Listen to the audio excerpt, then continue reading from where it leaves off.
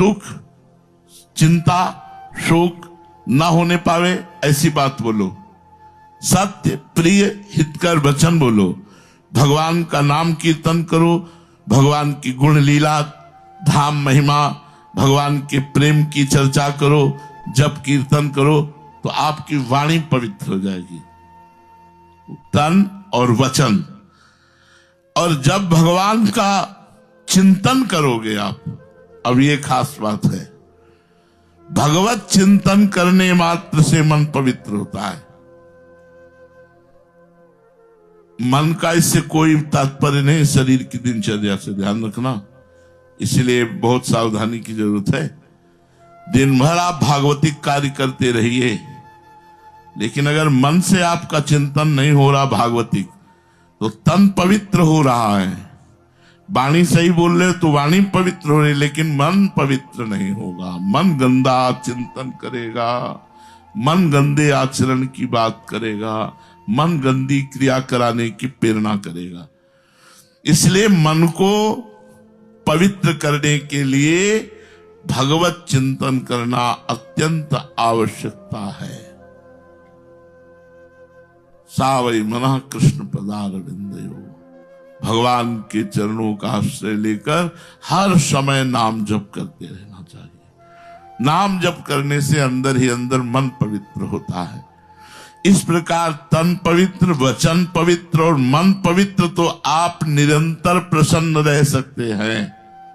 प्रश्न था हम संसार में कैसे खुश रह सकते हैं, तो ऐसे खुश रह सकते हैं, ये त्यागिए और ये कीजिए, तो आपका तन, वचन और मन जब पवित्र होगा, तब प्रसन्नता आपको प्राप्त होगी। आपने प्रश्न किया, मैं बुरी आदतों को सुधार नहीं सकता, बहुत परेशान हूं।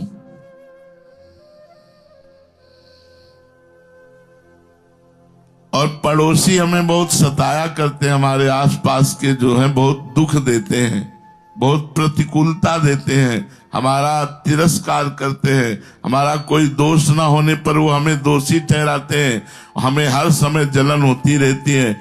मैं बहुत दुखी हूं और घर के लोग भी कोई साथ नहीं दे रहे, मेरी हर एक बात का घर के लोग खंडन करते हैं। क्या करूं?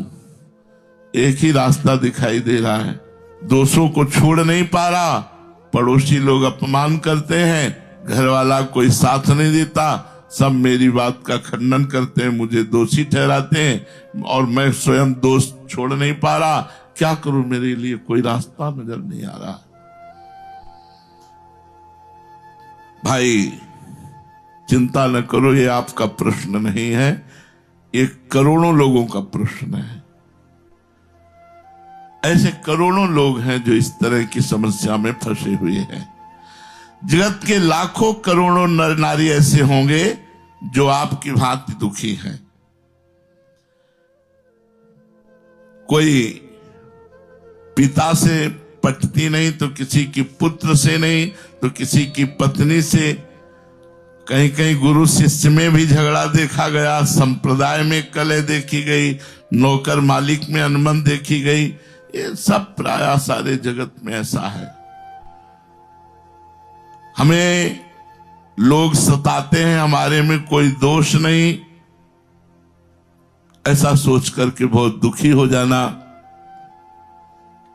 ये सब अज्ञान जनित बात है। संसार में ऐसा कौन है जो समाज में खड़ा होकर भगवान को साक्षी करके कह दे कि हमसे आज तक कोई पाप नहीं हुआ, कोई गलती नहीं हुई? कोई नहीं है। भूमि परत भा ढावर पानी, तिम जीवहि माया लपटानी।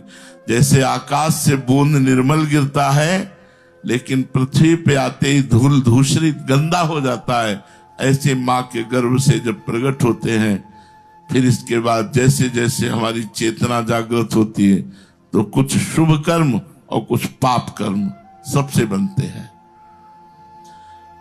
ये भूल सभी से होती है, परंतु अपनी भूल को देखने वाले बहुत कम हुआ करते हैं। अपनी भूल समझ में आ जाए तो दूसरों के द्वारा दिया हुआ दुख हमारे ऊपर कोई असर नहीं करेगा। हम सही हैं तो सब लोग हमारा बुरा करो, कुछ नहीं बिगड़ने वाला।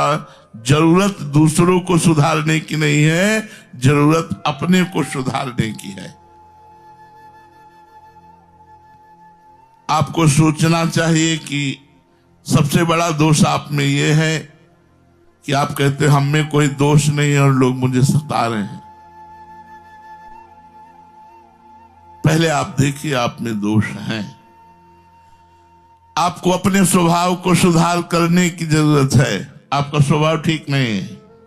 दूसरों में दोष दर्शन, अपने में गुण दर्शन, ये देहाभिमान का लक्षण है।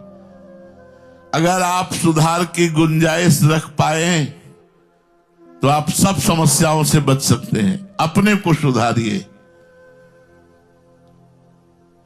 आप में सबसे बड़ी कमी यह है कि आप छोटी सी बात को पहाड़ बना लेते हैं और उसे दुख बनाकर, मतलब व्यर्थ ओवर चिंतन करके, ओवर थिंकिंग, ज्यादा सोच करके, और उसे बहुत दुख।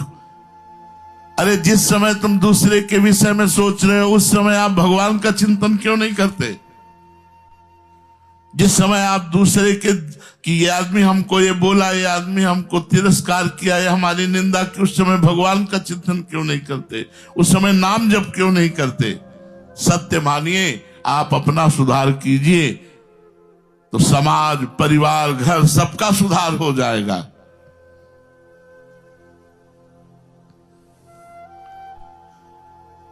भाई, विचारने की बात है कि जब सभी रूपों में सुना है ऐसा कि भगवान है, तो फिर मान क्यों नहीं रहे हम? क्यों मान रहे हैं हमारा घर हमारा विरोधी, पड़ोसी विरोधी, हमारा अमुक तिरस्कार करता है? अगर आप सबके प्रति भगवत भाव रख लें तो एक भाव ही सारे संसार के दुखों को मिटा देगा। सब में भगवान विराजमान है। एक साधु को किसी ने लाठी से मार दिया, वो सिर से खून निकलने लगा और चला गया। वो तो साधु बेहोश। अस्पताल में पहुंचे, कुछ लोग लेकर के मरहम पट्टी उनकी की। अस्पताल का जब डॉक्टर आया, उनको गरम मीठा दूध पिलाया जा रहा था और पूछा कि आपको किसने मारा? उनका आपने। सब लोग डॉक्टर की तरफ देखने लगे। बोले साधु से कहा तुम्हारा दिमाग तो ठीक है। बोले अब मुझे संशय में नहीं डाल सकते।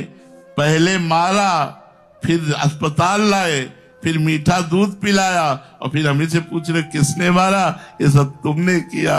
डॉक्टर की तो होश खराब हो रहे थे कि ये तो मुझे ऐसा, तुम्ही ने लाठी मारी हो, तुम ही दूध पिला रहे हो, तुम ही दवा दे रहे हो, तुम ही मुझसे पूछ रहे हो।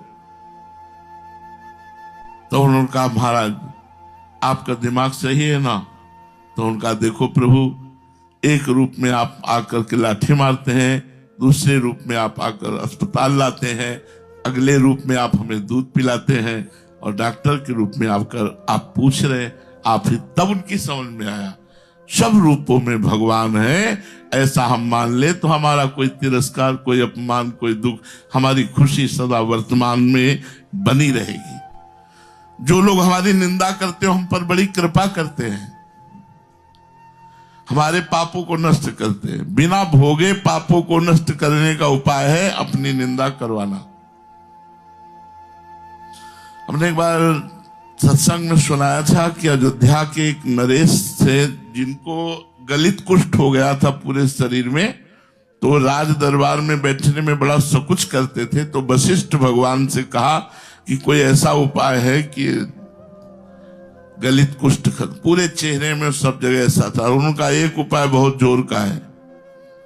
तुम्हारे बड़े भ्राता युद्ध में पधार गए थे, उनकी पत्नी महल में है, तुम रोज रात के 8 से 10 बजे तक 2 घंटा उनको रामचरित्र सुनाया करो, बस इसी में ठीक हो जाओगे। और शुरू कर दिया 8 से 10 बजे तक। अब लोगों की तो दृष्टि होती है, देखो बोले कितना नीच राजा है कि अपने बड़े भाई की विधवा स्त्री के पास 8 से 10 बजे तक समय काटता है। अब निंदा शुरू हुई तो लोग निंदा जानते हो कैसे कहते हैं? सुनो, बोले राजा जो है ना